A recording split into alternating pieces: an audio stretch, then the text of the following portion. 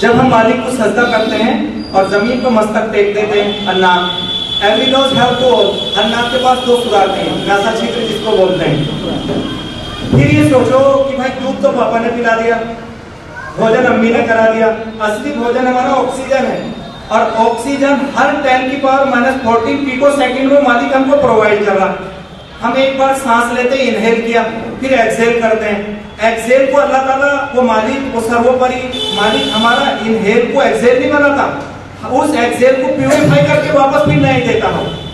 और मोटा मोटी आप हिसाब लगाएंगे तो तकरीबन एक आदमी 65 साल की जिंदगी में 55 करोड़ की ऑक्सीजन ले लेता। कितनी?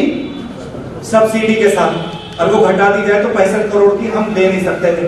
ऐसे इनहेल किया, फिर छोड़ी, एक्सहेल किया, इस वापस एक्सहेल को अल्लाह ताला हमारे लिए इनहेल भी बना रहे, प्यूरिफाई करके देते। कितने पेड़ पौधे लगे हैं जो कार्बन डाइऑक्साइड से प्यूरिफाई करके देते। फिर ये सोचो कि एक दिन मालिक मेरी सांस रोकेगा और मेरी इस मूर्ति को तोड़ देगा। और ये जो मेरी मूर्ति है, ये ऐसी यूनिक मूर्ति है, ये पूरी यूनिक मूर्ति है। आपको पूरी दुनिया में आपकी शक्ल का कोई आदमी नहीं मिलेगा, न रंग रूप मिलेगा, आपका वॉइस एक्सप्रेशन, आपका कलर कॉम्प्लेक्स, आपका फिंगरप्रिंट डिफरेंट रहेगा।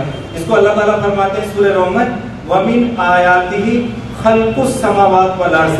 देखो वो कैसा मालिक है तुम्हारा, तुम्हारे लिए जमीन बनाई, तुम्हारे लिए आसमान, ये अर्थ आपका हेवंस उसने क्रिएट किया।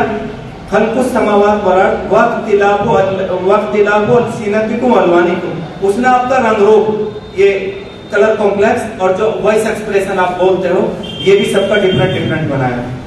कितनी बड़ी निशानी है। आप सिग्नेचर करो कहीं भी, कॉपी कर लेगा कोई भी। मैं कर लेता हूँ, कितना भी हार्ड सिग्नेचर कर दीजिए, आधे घंटे में मैं कॉपी कर देता हूँ। आप ऐसा अंगूठा लगाएंगे, कोई कॉपी नहीं कर पाएगा इसको। लेटेस्ट टेक्नोलॉजी में स्कैन कर लेते हैं। इतने से ये भी सबका डिफरेंट डिफरेंट है। तो अल्लाह के जो आखिरी नबी मोहम्मद आप सल्लल्लाहु अलैहि वसल्लम, आप लोगों से कहते थे, ये लोगों तुम्हारे कर्मों का लेखा जोखा होगा, तुम्हें तुम्हारे मालिक के सम्मुख खड़ा किया जाएगा, तो तुम्हें हिसाब किताब देना पड़ेगा। तो जो लोग नास्तिक थे उनकी तरफ से क्वेश्चन रेज हुआ, अयहसबुल इंसान अल्लन्नत वलिजामा, हमारी हड्डियां तो सल गड़ जाएंगी, वो कैसे जिंदा करेगा? यानी कि does man think we can not assemble his bone, क्या इंसान ये असेसमेंट करता है, अंदाजा लगाता कि उसकी हड्डियों को दोबारा जिंदा नहीं करेंगे? तो फिर कुरान की आयत नाज़िल हुई, बला कादिरीना अला अन नुसव्विय बनाना, तुम्हारा पैदा करने वाला मालिक प्रभुत्वशाली है, शक्तिमान है, वो इस पर भी कुदरत रखता है कि तुम्हारे फिंगरप्रिंट के साथ उठाएगा, पोरे के साथ। इस फिंगरप्रिंट की भी चेंजिंग नहीं आएगी। We are able to put the very tips of your finger in a perfect order, इतने परफेक्ट ऑर्डर में लाएगा कि इसकी भी चेंजिंग नहीं आएगी। अभी एक नई रिसर्च आई, अपनी जो स्पाइनल कॉर्ड होती है, रीढ़ की हड्डी, इसको बायो की टर्म में कॉक्सिस बोलते हैं, लास्ट वाले टेल बोन भी बोलते हैं। ये डिस्ट्रॉय नहीं होती है, पूरी बॉडी डिकम्पोज हो जाती है, वो बाकी रहती है, उसे नेट पर डाल के। अब तो साइंस भी कहने लगी एक जिंदगी और है, एक जिंदगी। और ये फिंगरप्रिंट सिर्फ कुरान में मेंशन किया है, सूरह कयामा है 70 नंबर की, उसमें मेंशन किया है इसको। आप वेद पढ़िए, गीता पढ़िए, Upanishad, Veda, Ramayana, Mahabharata, old testament, new testament, लेकिन जब स्टडी आप करेंगे तो कुरान की फिंगरप्रिंट कुरान ने बयान किया है। यूनिक आइडेंटिटी है। वरना पहले चोर को पकड़ते थे, उसकी आईब्रो कैसी है, उसकी आईलिड कैसी है, उसका फेस कैसा, फिर उसको नंगा करते थे, उसका किल का निशान, कट का निशान पूरा लिखते थे। अब खाली फिंगरप्रिंट लेते हैं, छोड़ देते हैं। कितनी बड़ी निशानी उस मालिक की, इतनी बड़ी बड़ी निशानियां उस मालिक ने। एक तो छोटी सी और निशानी बयान करता हूँ। देखिए पानी रखा, वाटर, पानी का फार्मूला क्या भाई? H2O। आप दोनों को डिफर करो, हाइड्रोजन प्लस ऑक्सीजन, एक जलने का काम करती है और एक जलाने का। इस पूरे इन्वायरमेंट में हाइड्रोजन जलने का काम करती है, ऑक्सीजन एक जलने वाली चीज और एक जलाने वाली चीज, और रिजल्ट क्या ना, पानी पीने के काम आता है। और कितना बड़ा मिरेकल है। कुरान में तो इतनी आयत है, अल्लाह दी खलक मिनल मा, वो अल्लाह ताला जिसने तुम्हें पानी की बूंद से पैदा किया, वो जाना नसब व सेहरा, तुम्हें नसब वाला बनाया, ससुराल वाला बनाया, आसमान से पानी बरसाया, जमीन से तरह तरह के like that pulse, potato, rice, जो भी आप ब्रेकफास्ट, लंच, डिनर, सारी चीजें वो अवेलेबल करा था। नमक रोज खाते हैं, नमक का क्या फार्मूला? NaCl। दोनों को डिफर करो, एक सोडियम एक क्लोरीन, दोनों पॉइजन है। खाली दोनों को अलग अलग पी जाओ, आदमी मर जाएगा। बहुत बड़े वाटर टैंक को प्यूरिफाई करने के लिए क्लोराइड डाली जाती है इसमें, और दोनों मिलकर खाते हैं, कुछ भी नहीं होता। कितनी बड़ी बड़ी आयात, कितनी बड़ी बड़ी निशानी, सिंबल उस मालिक के प्रतीक हैं क्या इनको देख के भी आप नहीं पहचानोगे? क्या उस सत्य की पहचान नहीं करोगे? क्या उस मालिक की तरफ तुम नहीं लौट के जाओगे? तुम नहीं थे, मैंने तुम्हें पैदा किया, फिर तुम्हें मैं मौत दूंगा, फिर जिंदा करूंगा, फिर तुम मेरी तरफ पलटाए जाओगे। ईश्वर की जितनी भी शिक्षाएं हैं, गोल्डन इंस्ट्रक्शन है, उस रब का जो भी कलाम है, वर्ड हो, उसने सिर्फ हमारी हिदायत, हमारी इंस्ट्रक्शन के लिए, हमारे सद्मार्ग के लिए अल्लाह ताला ने नाजिल किया, अवतरण किया इसका। हम इस चीज से फायदा उठाएं, इस शिक्षा से फायदा उठाएं। मैं पीछे से फिर अपनी बात लाता हूँ, आखिरी मेरे ये स्लिप भी आ गई। हम एक रब के बंदे हैं, एक माँ बाप की औलाद है, इस नाते से हम बुनियादी भाई भाई हैं। एक रब की तरफ हमें लौटना है, टू टर्न योर क्रिएटर। ये हमारा निवास है, टेम्परेरी लाइफ है, फिर हमारा वास होगा, या तो स्वर्ग का होगा या तो जन्नत होगी। ये फिर मालिक ने अपनी आयात रखी है, उस मालिक ने अपनी पूजा का तरीका, पद्धति का तरीका बता दिया। लैंग्वेज डिफरेंट है, सब नबी आए हैं, ईश्वर की तरफ से भेजे गए हैं, सबका हमारी आस्था है। इस दुनिया में जितना भी पर्यटन है वो स्वर्ग के लिए है। किसके लिए भाई? नरक टेक्निकली ठिकाना है। एक आदमी आया आपके पास, वो बोले कि भाई साहब मेरे बेटे को डॉक्टर बनना अच्छा सा, जरा सजेस्ट करो। तो आप कहेंगे भाई दिल्ली में कोचिंग कराओ, दिल्ली की कोचिंग नहीं करा रहे तो कोटा में कोचिंग कराओ। आप उसे मशवरा देते हैं कोचिंग का, अच्छे इंस्टीट्यूशन का। आपके पास कोई आदमी आए, वो बोले मेरे लड़के ने 12वीं किया और उसे बीएससी में फेल होने का मशवरा बताओ। फेल होने के लिए क्या करना? फेल होने के लिए कुछ करना पड़ेगा? फेल होने का कोई सिलेबस ही नहीं है, नरक का कोई सिलेबस ही नहीं, वो टेक्निकली ठिकाना है। हमें किसकी तैयारी करनी? स्वर्ग की। और वो सत्य पर टिकी हुई है, वो मालिक सत्य है, एक माँ बाप की औलाद है, उसकी तरफ लौट के जाना। और जो हमारे भाई भाई की स्पिरिट है, ये सोशल फैब्रिक सिस्टम हमारा टूटे नहीं आज के बाद। कम से कम ये टीच लेके जाए और अपने घर में इसको फैमिली टॉक बनाए, हम लोग घर में बात करें। कोई बात आप लोग तोड़ गई हो तो आप माफ करिएगा। बहुत मोहब्बत भरे, आप बहुत मोहब्बत से आपने बातें सुनी, हम गए गुजरों से जो हमारे वेदोक्त पुराणोक्त ग्रंथ में ऐसा लिखा गया है, जहां विद्वत गोष्ठियां होती रहे, अर्थात जहां कुछ विशेष जैसे विद्वान रहे, वो जगह एक तीर्थ क्षेत्र बन जाता है। उस समागम में आप जैसे श्रोतागण, अतिथिगण, इस ऐसे धर्म सम्मेलन में, ऐसे कार्यक्रम में आप आए हैं, इसका अनेक धन्यवाद। सभी अतिथियों को भी नमस्कार। गया क्षेत्र अत्यंत विशेष पावन नगरी है। आज यहाँ धर्म समन्वय का यह कार्यक्रम होना बहुत अद्भुत है। मैं थोड़े शब्द सनातन धर्म के प्रति बोलूंगा। महर्षि वाल्मीकि जी ने कहा, जो धर्म उपकार का जवाब प्रत्युपकार से दे, वही सनातन धर्म है।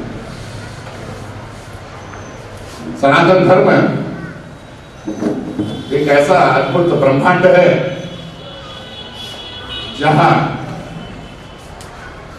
अनेकों धर्म, संप्रदाय, जाति, विशेष जीव जंतु, छोटे छोटे कण भी उसमें समाये गए। अगर सभी धर्मों का सार चाहिए तो सनातन धर्म के अनेकों अनेक उत्कृष्ट विशेष ग्रंथों का अध्ययन करें, यह पता चल जाए। धर्म कहता है वेदोक्त उपनिषद में, सत्यम वद धर्मम चर, सत्य का अनुसरण करें, सच बोला करें, धर्म का अनुसरण करें, धर्माचरण में रहे। आपका संप्रदाय, आपका धर्म जो कहता है उसी का पालन करें। सनातन धर्म की यही शिक्षा, धर्मो रक्षति रक्षत। अगर आप धर्म का रक्षण करेंगे, धर्म भी आपकी रक्षा करेगा। यह विशेषता है। कई एक विशेष ग्रंथों में इसका उल्लेख भी आता है। कृष्ण यजुर्वेद संहिता में, तैत्तिरीय उपनिषद में, जैसा कि अभी कुछ समय पहले दोस्तों साहब बता रहे थे, वायु का, हवा का, जल का, अग्नि का, आकाश का, सबका एक बहुत बड़ा विशेषता। परमात्मा का कृपा हम सब पर ऐसे है, इसका बात का आप धन्यवाद करें कि वो नित्य सूर्य प्रकाश हमें उपलब्ध कराता है, नित्य चंद्रमा हमें शीतल छाया देती है, कितने सारे पेड़ पौधे, नदियां, जल, अन्नम न निंद्यात् तद्व्रतम प्राणो वा अन्नम, ऐसा तैत्रीय उपनिषद में आता है। अन्न की निंदा न करें। यह पृथ्वी हमें अन्न देती है, जीवन देती है। वायु संधानम, वायु से ही सब कुछ है, ऐसा बता। आकाशात वायु हो, वायु और अग्नि है, अग्नि और आपः, आकाश से वायु, वायु से अग्नि, अग्नि से आपः। अनेकों उपनिषदों में, वेदों के ग्रंथों में कई ऐसे प्रमाण मिलेंगे जो इस सत्यता का प्रतीक होंगे कि कहीं एक दूर बैठा एक परमात्मा ये सबका संचालन कर रहा है।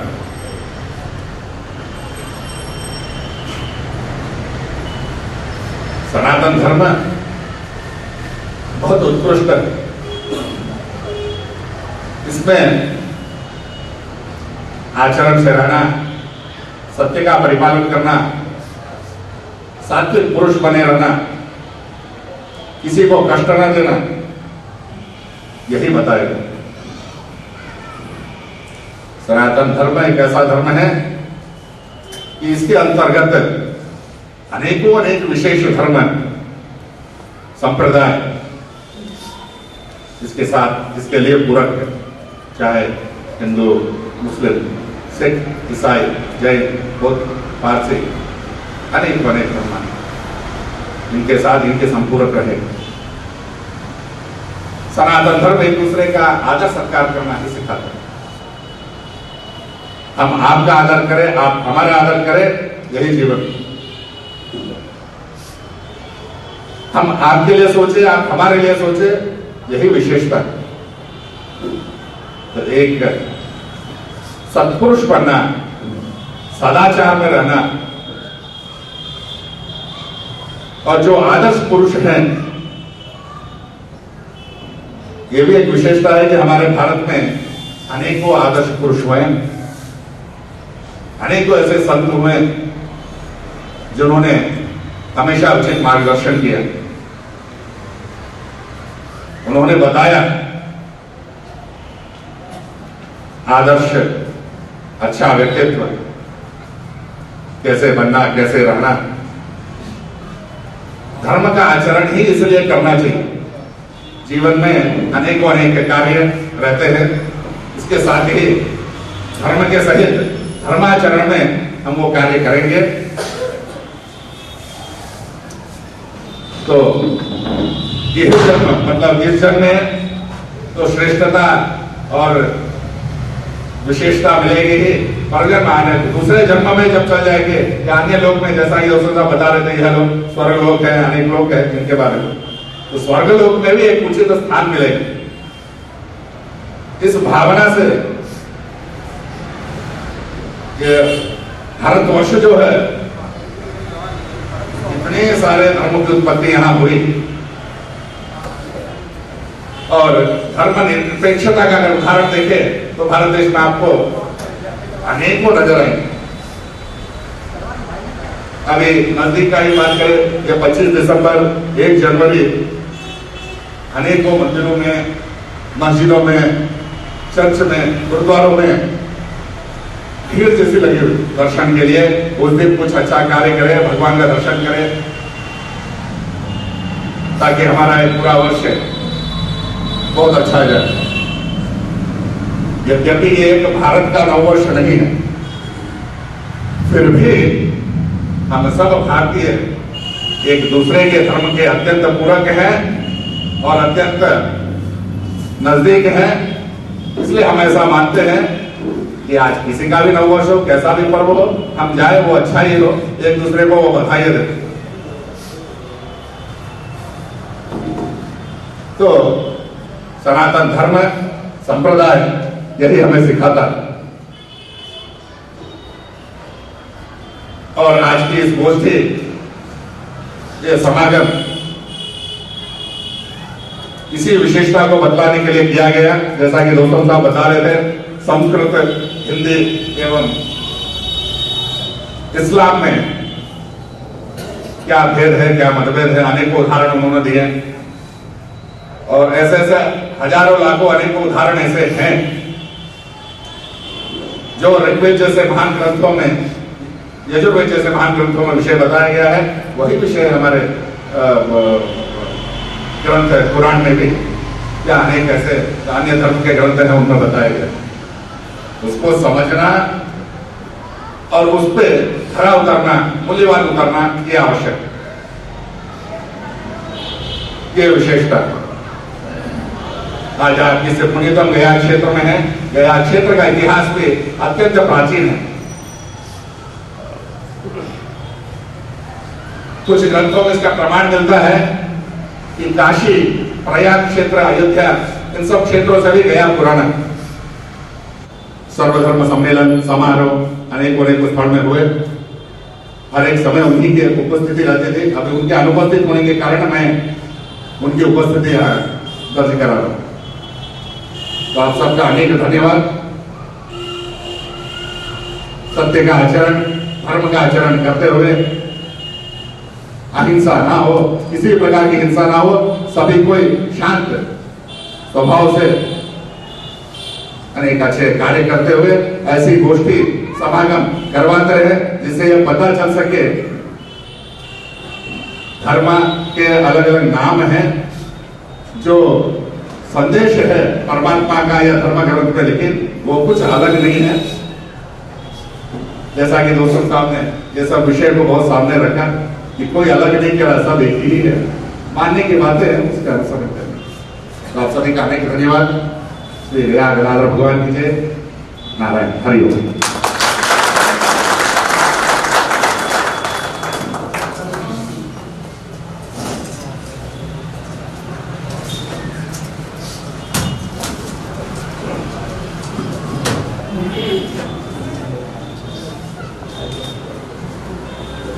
बहुत बहुत धन्यवाद पंडित जी का, जिन्होंने अपना मूल समय देकर और अपना विचार किया। अब मैं आखिर में अध्यक्षा अध्यक्षीय भाषण के लिए जनाब इंजीनियर अरमान रसूल साहब को मैं बुलाता हूँ कि वो डेस्क पे आएं और अपना विचार रखें।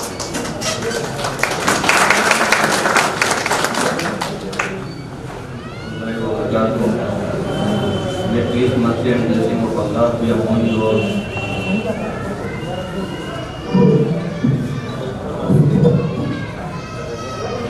हम लोग आप सबके आभारी हैं और खासकर हमारे जो अतिथिगण हैं उन सबके आभारी हैं कि आप लोग यहाँ आए और इस खास मौके पे, और ये खास मौका इसलिए भी है कि हम उस मौजू पे बात कर रहे हैं जो मौजू भी खास है कि सत्य से परमेश्वर की पहचान, सत्य से ही मानव की सद्भावना, सत्य ही प्रकाश है।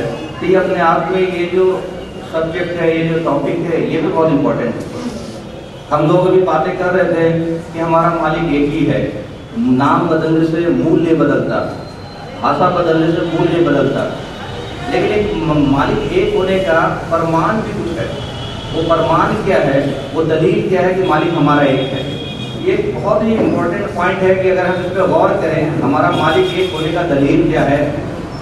सपोज करें जैसे कुरान में 99 नाम है, अल्लाह के अलावा जो 99 नाम है, रहमान, अर्रहीम, खालिक, मालिक, राज़िक, तो वो सिफाती नाम है, प्रॉपर्टीज है, खिलाने वाला, पिलाने वाला, जीवन देने वाला, मृत्यु देने वाला। मैं 99 बता, हम 99 खुदा नहीं बोल रहे, हम एक ही खुदा का, एक ही परमेश्वर का 99 नाम बोल रहे हैं।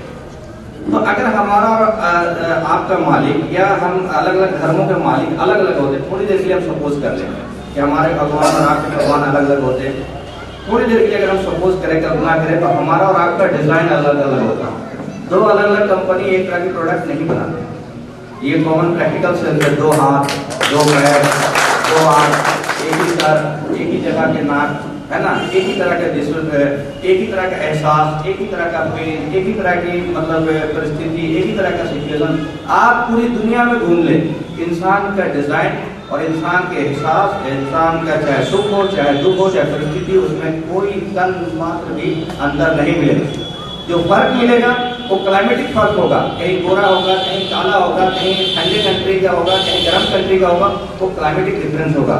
लेकिन वो सारे इंसान इस बात की गवाही दे रही है कि हमारा जो परमात्मा है, हमारा जो परमेश्वर है, हमारा जो मालिक है, हमारा जो खालिक है, वो मालिक एक ही है, दो नहीं है, दो नहीं है, दो नहीं है। और ये बड़ी हैरत की बात है कि स्वामी दयानंद सरस्वती जी ने एक किताब लिखी जो बड़े वेदों के बहुत बड़े विद्वान हैं, सत्यार्थ प्रकाश। बहुत सारे लोग उसको जानते हो। सत्यार्थ प्रकाश के दूसरे चैप्टर में उन्होंने लिखा है कंसेप्ट ऑफ गॉड। उन्होंने परमेश्वर का तस्वुर बताया है सत्यार्थ प्रकाश में। आपको ये जानकर हैरत होगी कि उन्होंने सत्यार्थ प्रकाश में बताया कि परम कल्याणकारी परमेश्वर का जो सबसे बड़ा नाम है वो ओम, और बाकी सारे जो नाम है उनके वो एट्रीब्यूट से सिफाती नाम है जो हम कुरान में बोल रहे हैं। एग्जैक्ट वही बात वो बोल रहे हैं। आप सत्यार्थ प्रकाश किताब उठा करके देख सकते हैं आप चैप्टर 2 में। ये बहुत ही हैरत की बात है कि स्वामी दयानंद सरस्वती जो विद्वान हैं वेदों के, वो कह रहे हैं कि हमारा परमेश्वर का परम कल्याणकारी नाम ओम है और बाकी सारे उसके नाम में एट्रीब्यूट्स हैं। वो ये नहीं कह रहे कि बाकी सारे अलग अलग खुदा हैं, बल्कि एक ही खुदा है, एक ही परमेश्वर है, एक ही परमेश्वर का ये सिफाती नाम। तो ये बहुत बड़ी बात है कि अगर हमें ये एहसास हो जाए, हमें इस चीज़ को समझ में हो जाए। देखिए इंसान कैसे अपनापन होता है। 2 भाई या 4 भाई बिछड़ जाए और कौन से हमारे बात भी ले, उनको पता चले कि हमारा बाप एक है, क्या हाल होगा उसका, कैसी मोहब्बत होगी, कैसा उसका आचरण होगा। जब हमें ये तस्वुर हो जाए कि हमारा परमेश्वर एक है, हमारा मालिक एक है, तो अपने आप में एक मोहब्बत खुद ब खुद आएगी, प्रैक्टिकली आएगी। वो बोलना नहीं पड़ेगा कि हम एक ही माँ बाप, दूसरा हम एक ही माँ बाप के संतान है, आदम एंड हव्वा इस्लाम के संतान है। एक्चुअली हमने धर्म को गलत तरीके से समझाया बचपन से। हमने धर्म को क्या समझाया, ये हिंदू है, ये मुसलमान है, ये सिख है, ये ईसाई है। लेकिन जो धर्म वर्ड है, जो हम लिटरली धर्म वर्ड यूज करते हैं आम लैंग्वेज में, अगर उस सेंस में हम धर्म को समझना चाहें तो हमें बहुत आसानी से धर्म समझ में आ जाएगा। जैसे एक डॉक्टर है, तो उसको डॉक्टर बनाया गया है कि लोगों का इलाज करे, तो ये उसका धर्म है लोगों की जान बचाना। एक जज है जिसको जज बनाया गया, जिसको अपॉइंट किया गया है ताकि वो लोगों के साथ इंसाफ करे, तो ये उसका धर्म है लोगों के साथ इंसाफ करना। एक आदमी को पुलिस बनाया गया है, गवर्नमेंट उसको पुलिस अपॉइंट किया है, तो ये उसका धर्म है लॉ एंड ऑर्डर मेंटेन करे। एक इंसान शादी करता है तो पत्नी के बारे में कहता है कि ये पत्नी का धर्म है कि अपने पति की बात माने। तो धर्म को अगर उस सेंस में आप यूज करें तो आप तस्वुर करें कि मैं हूँ और एक मेरा मालिक है ना। वो मुझे इतना बेहतरीन शरीर दिया है, 2 हाथ 2 पैर, बेहतरीन शरीर दिया है, जो बहुत बेस्ट कीमती है। मेरे लिए सूरज निकालता है, मेरे लिए चाँद निकालता है, मेरे लिए पानी बरसाता है, मेरे लिए अन्न उगाता है, मेरे लिए फल फ्रूट उगाता है। तो हमारा धर्म उस मालिक के प्रति क्या होना चाहिए, उससे आज्ञा क्या है, वो जो कहेगा करूँगा, ये उसका धरती है, मेरा धरती नहीं है। तो जब मैं उस मालिक का आज्ञाकारी बनूंगा और अच्छे कर्म करूंगा, सत्य का वसीयत करूंगा और सब्र करूंगा, तभी हमारा मालिक है यहाँ के हमें चैन सुकून देगा, हमारे को प्रांत की स्वर देगा। कुरान के बारे में लोगों की गलतफहमी है कि ये मुसलमानों की किताब है। कुरान कहीं पे नहीं कह रहा है कि मैं मुसलमानों की किताब है। कुरान कहता है हुदल लिन्नास, नास वर्ड आ रहा है, मैं सारी इंसानियत की हिदायत। अल्लाह ताला को हम समझे कि मुसलमानों का खुदा है, वे वो परमेश्वर मुसलमानों का सिर्फ नहीं है, सारी कायनात का मालिक है, चाहे हम माने या ना माने, वो अल्लाह सारी कायनात का है ना। उसी तरह मोहम्मद सल्लल्लाहु अलैहि वसल्लम को कहा जाता है रहमतुल लिल आलमीन है, सारी इंसानियत के लिए रहमत बना कर भेजेंगे। तो ये हमारी कंफ्यूजन है कि हम ये गलतफहमी समझ, जो भी नबी आए, जो भी किताबें हैं, वो सारी इंसानियत की होती हैं, वो किसी खास के लिए नहीं होती, उसके मानने वाले का फिर नाम पड़ता है। तो अल्लाह ताला ने कुरान में जो खिताब किया है वो मुसलमानों को खिताब नहीं किया। पूरी अगर नट से में पूरी इस्लाम को अगर बयान किया जाए, पूरी नट से पूरी फिलॉसफी अगर कोई कहे कि एक लाइन का अगर बयान कर दो, तो एक कुरान की एक आयत है सूरह अल असर, उसमें मालिक ने पूरी फिलॉसफी बयान कर दी। उसमें जब बिस्मिल्लाहिर्रहमानिर्रहीम उसमें अल्लाह ताला कहते हैं वल असर इन्नल इंसान लफी खुस्र, कसम ज़माने की सारी इंसानियत घाटे में। इंसान वर्ड यूज कर रहे हैं, सारी इंसानियत, इल्लल्लज़ीना आमनू व अमिलुस सालिहात व तवासौ बिल हक़ व तवासौ बिस सब्र। 4 क्राइटेरिया बताएंगे कौन लोग हैं जो घाटे वाले नहीं होंगे। पहला वो जो आस्थावान है, ईमान मानता होगा कि कोई मेरा मालिक है, मैं अपने आप से नहीं हूँ, किसी ने मुझे जीवन दिया है, वही मुझे मृत्यु देगा, मैं वही लौटूंगा, वही सूरज निकालता, वही सारी कायनात चला रहा है, तो आस्थावान, ये पहला कंडीशन है।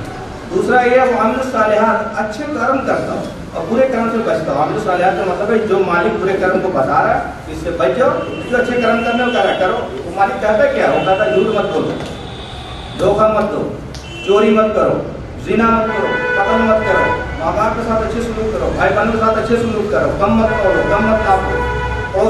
वो अगर हम नहीं करते, ये हमारी गलती है जिसकी हमें पकड़ होनी है।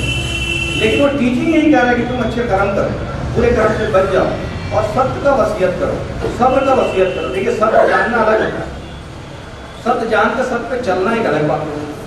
सत्य जानना, सत्य पे चलना, सत्य की वसीयत करना, ये सुपरलेटिव डिग्री की बात है कि भाई हम खुद भी सत्य पे चले और दूसरों पे सत्य पे चलाएं और हर हाल में सत्य करना।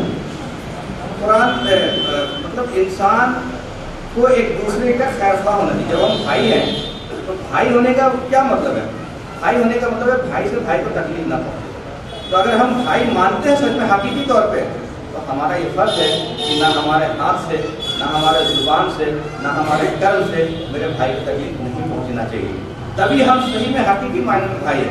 और जो हम अपने लिए पसंद करते हैं वो हम अपने भाई के लिए पसंद करें। अगर हम अपने लिए स्वर्ग पसंद करते हैं तो हम अपने लिए भाई के लिए स्वर्ग पसंद करें। जब हम अपने लिए अच्छाई की दुआ करते हैं तो अपने भाई के लिए अच्छाई की दुआ करें। तो हम सब ये दुआ करते हैं कि अल्लाह हमें जो है सद्बुद्धि दे, सत्मार्ग का ज्ञान दे और हमें वो बात समझा दे जिससे मैं आपको पहचान सकूँ, वो बात समझा दे जिससे मैं आप लोग तक आ सकूँ। तो ये अगर हमें देखिए, हम बहुत सारी दुआएँ करते हैं, कभी हम दौलत मांगते हैं, पैसा मांगते हैं, बहुत सारी चीज़ें मांगते हैं, लेकिन मालिक से बहुत कम टाइम होता है कि हम ज्ञान मांगते हैं और खासकर सत्य का ज्ञान मांगते हैं। तो हमें एक काम ये भी करना चाहिए कि रात में एकांत में जब लोग सो जाएं तो हाथ मुंह धो करके मालिक का ध्यान लगाना चाहिए। ऐसे मालिक का ध्यान लगाना चाहिए जिसको हमने देखा नहीं, जो इंसानी स्वरूप नहीं बल्कि इंसानों को पैदा करने वाला है, वरना उसका स्वरूप हमें नहीं पता। ऐसे मालिक को ध्यान लगाकर उससे ये दुआ करके मालिक हमें सत्य का ज्ञान दे, वो ज्ञान दे जिससे मैं आपको पहचान सकूँ और वो ज्ञान दे जिससे मैं आपके पथ पे चल सकूँ। तो मालिक जब ज्ञान देने पे आएगा तो हमेशा सत्य का ज्ञान देगा और सही चीज देगा। भाई हम आज बोल रहे हैं, कल को कोई दूसरा बोलेगा, कल को तीसरा बोलेगा, कोई डिफरेंट चीजें बोल सकता है, लेकिन जब हम मालिक से मांगे तो मालिक हमें हमेशा एक सत्य का ही ज्ञान देगा और वो ज्ञान कभी घटने वाला नहीं होगा। तो आप दवाना मैं शुक्रगुजार हूँ अपने सारे अतिथिगण का कि वो लोग यहाँ पे आए और हमारी बात